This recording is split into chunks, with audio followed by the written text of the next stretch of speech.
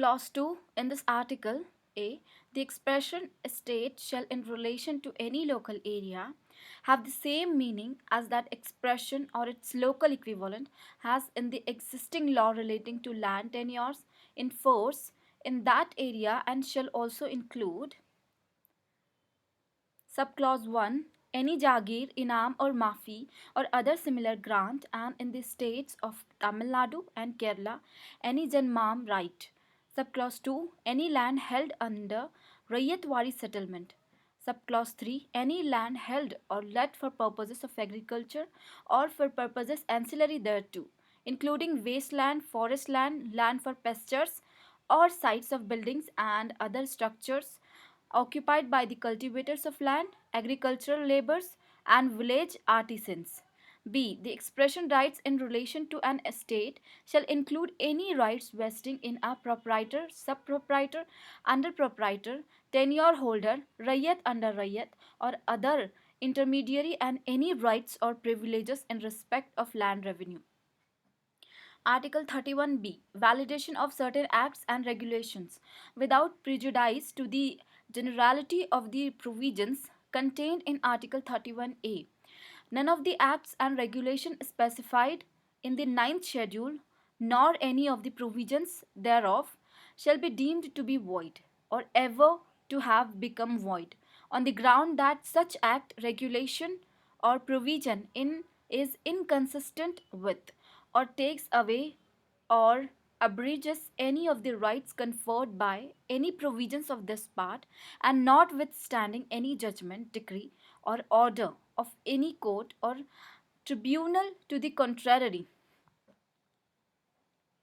Each of the said acts and regulations shall subject to the power of any competent legislature to repeal or amend it, continue in force. Article 31C. Saving of laws giving effect to certain directive principles.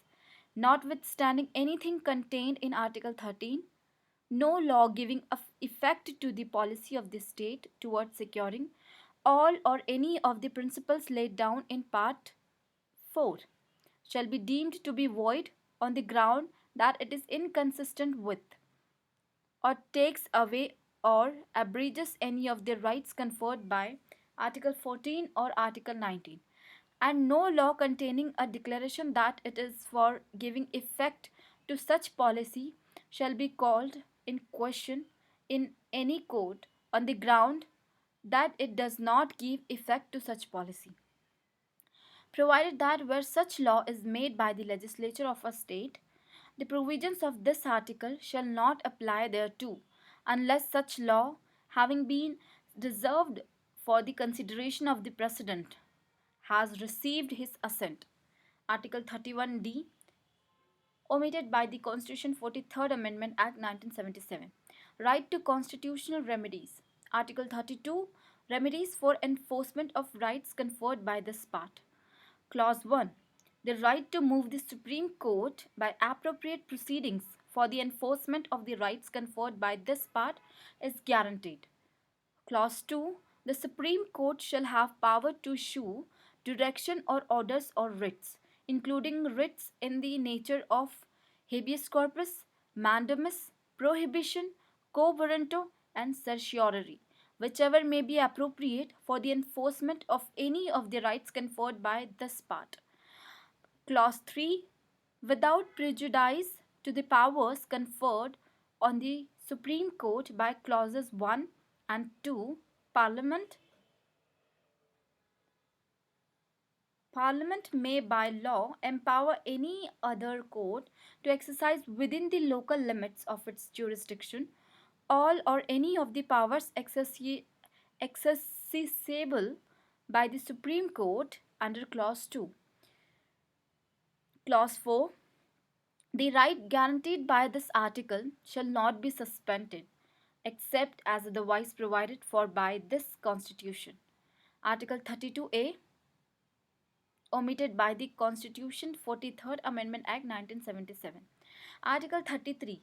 Power of Parliament to modify the rights conferred by this part in their application to forces, etc. Parliament may by law determine to what extent any of the rights conferred by this part shall in their application to Clause A, the members of the armed forces, or Clause B, the members of the forces charged with the maintenance of public order, or Clause C, persons employed in any bureau or other organization established by the state for purposes of intelligence or counterintelligence, or Clause D, person employed in or in connection with the telecommunication system set up by the purposes of any force, bureau, or organization referred to in clauses A to C. Be restricted or abrogated so as to ensure the proper discharge of their duties and the maintenance of discipline among them. Article 34. Restriction on rights conferred by this part while martial law is in force in any area. Notwithstanding anything in the foregoing provisions of this part, Parliament may by law indemnify any person in the service of the Union or of a state or any other person in respect of any act done by him in connection with the maintenance or restoration of order in any area within the territory of India where martial law was in force or validate, any sentence passed, punishment inflicted, forfeiture ordered, or other act done under martial law in such area. Article 35. Legislation to give effect to the provisions of this part. Notwithstanding anything in this constitution, Clause A, Parliament shall have and the legislature of a state shall not have power to make laws. Subclause 1. With respect to any of the matters which under clauses 3 of Article 16, Clause 3 of Article 32, Article 33 and Article 34 may be provided for by law made by Parliament, and subclause 2 for prescribing punishment for those acts which are declared to be offences under this part, and Parliament shall as soon as may be after the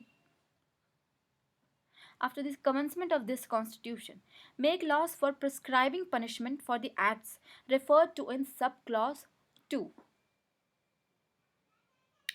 Clause B. Any law in force immediately before the commencement of this constitution in the territory of India with respect to any of the matters referred to in subclause 1 of clause A, subclause 1 of clause A, or providing for punishment for any act referred to in subclause 2 of that clause shall subject to the terms thereof and to any adaptation and modification that may be made therein and Article 372 continue in force until altered or repealed or amended by Parliament.